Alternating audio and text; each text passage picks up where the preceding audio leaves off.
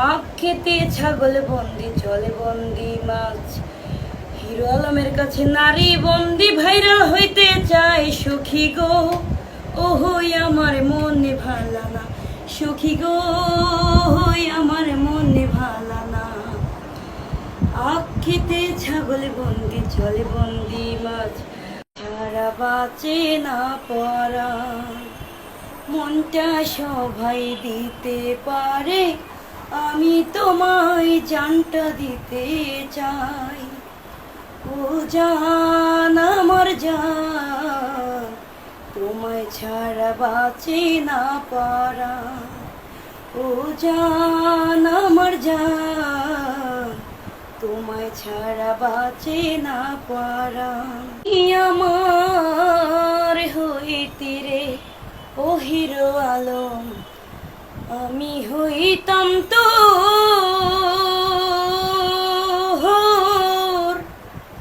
কোলেতে বসাইয়া তোরে, কোলেতে বসাইয়া তোরে, তুই যদি আমার হইতি রে। ওই স্বপ্ন দেখিস না, তোর হমও না, আমি কারো হমও না, আমি ওর কাজ দিলে ব্যস্ত। স্বপ্নে দেখি আমার প্রেমিক কইছে, সোয়া সোহা বলে আমায় ডাকছে, আদর দিয়া তুমি কইলো কইছো, নিভাইয়া গুহনামায় জ্বালাই দেছো, তুমি নিভাইয়া গুহনামায় জ্বালাই দেছো। I love you. আমার পাশে বসে তুমি হাত দিয়া গায়, আলাপ করছো হায় রে মধু মাখায়, উতার এসে পড়ে সে আমি উঠিলাম চমকিয়া, উতার এসে পড়ে সে আমি উঠিলাম চমকিয়া, নিভাইয়া গুহনামায় জ্বালাই দিয়েছে। একই নজরে না দেখিলে হিরো আলম দুনিয়া আন্ধারি হয়, আরে কাছে তোমায় না পাইলে হিরো আলম দম যেন মরে যায়। ও হিরো তুমি কই কই রে, ও প্রাণ বুঝি যাই রে, ও তুমি ছাড়া বাঁচি না, ও তুমি ছাড়া বাঁচি না, ও তুমি বিনা নাই নাই রে, ও প্রাণ বুঝি যাই রে। আপনাকে বলেছিলাম আমি হিরো আলম 30টা মেয়ে নিয়ে আমরা নতুন মডেল নিয়ে আবারও কাজে ফিরতেছি। এর মধ্যে 2-3টে মেয়ে আপনাদের আমাদের পাশে দেখতেছে, আরো 27টা দেখবেন।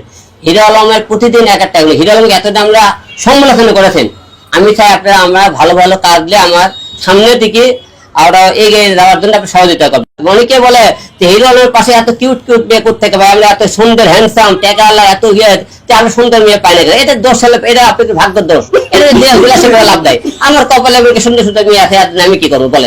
তোমার ভালো লাগে তো কাজ নেই বেবি, সে বুকিং, কার বুকে সে আমার বুকিং হয়ে আছে, আপনারা তো সবাই জানেন। বাবা কোর্সের এদিকে আসো। আচ্ছা দাঁড়ান, আপনারা সবাই জানেন না সে আজকে কতদিন আগে আমার বুকিং হয়ে গেছে, সে উড়ে এসে জুড়ে পড়লে তার হবে না।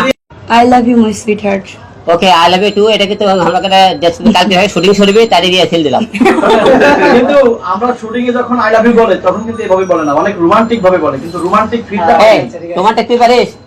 বুঝি না, বুঝি নাই। ওই এই বলো তো ভালো। আমি তো হিরো আলম ভাইকে আপনারা দুইজন প্রেমের অফার করছেন, বিয়ে কে সুন্দর করে ভালো করে অফার করতে পারে? যে ভালোভাবে হিরো আলমকে ইমপ্রেস করতে পারবে তাকে হিরো আলম ভালোবাসবে, ঠিক আছে? এবং আমাদের পক্ষ থেকে পুরস্কার আছে।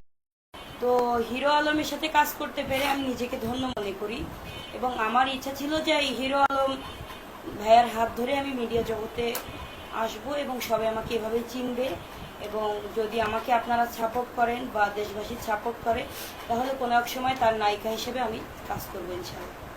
অল ওভার ভালো, কিন্তু খুবই নার্ভাস হয়ে গেছিলাম, কারণ এত বড় একটা সুপারস্টারের সাথে কাজ করতেছি, এটা তো আসলে ভাগ্যের ব্যাপার।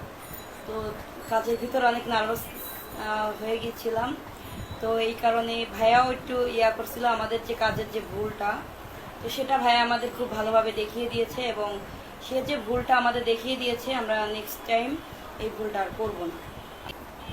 পড়াশোনা করেছি আমি, পড়াশোনা করি এখনো রানিং, কিন্তু তখন হ্যাঁ পড়াশোনা করা অবস্থায় কিন্তু আমাকে কেউ চিনতো না। তো আমি হিরো আলমের সাথে মিডিয়া জগতে আসার পর কিন্তু এখন আমি ভাইরাল, আমাকে সবাই চিনে, আমার নামটা সবাই জানে এবং আমি বাগেরহাট থেকে এসেছি এটাও জানে। আমি ইন্টার কমপ্লিট করেছি পিসি কলেজ থেকে 4.85 পেয়ে।